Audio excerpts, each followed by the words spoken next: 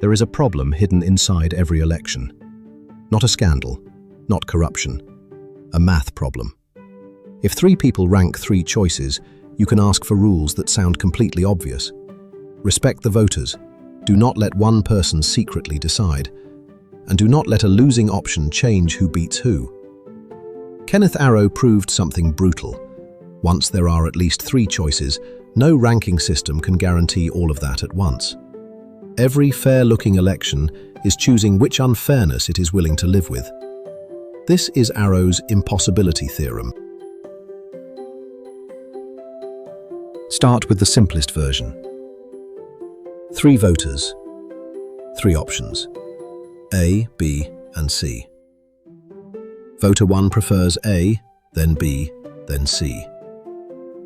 Voter 2 prefers B, then C, then A.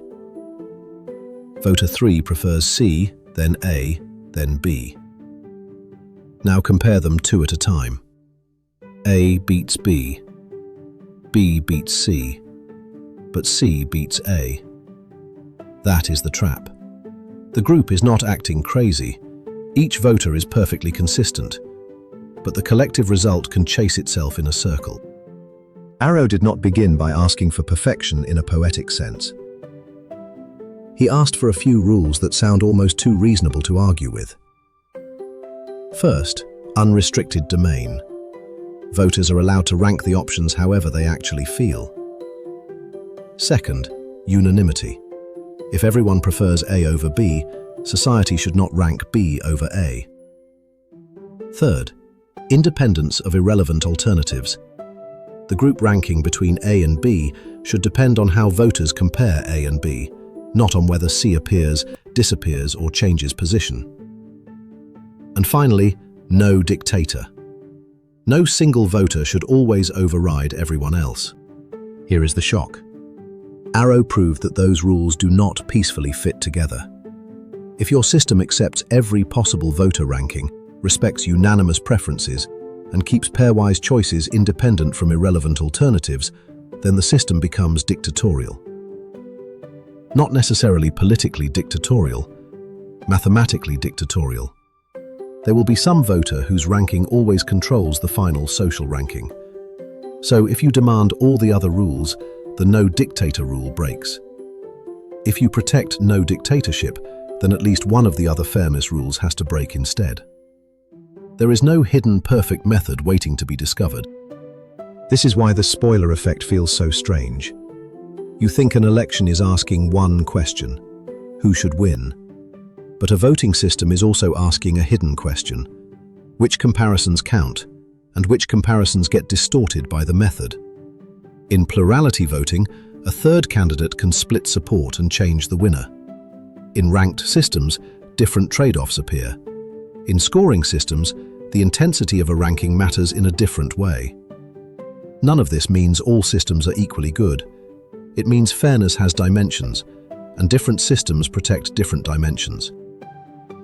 The wrong takeaway is democracy is fake. That is not what Arrow showed. The better takeaway is more uncomfortable and more useful. Democracy is not one pure machine. It is a design choice. Every voting rule is a lens. Some lenses make majority cycles visible. Some reduce spoilers. Some make compromise candidates stronger. Some are easier to understand. Some are harder to game. But every lens bends something. The theorem does not destroy democracy. It destroys the fantasy that a voting system can convert millions of conflicting human preferences into one perfectly fair answer. Arrow's theorem is usually taught as voting theory, but it reaches farther than elections.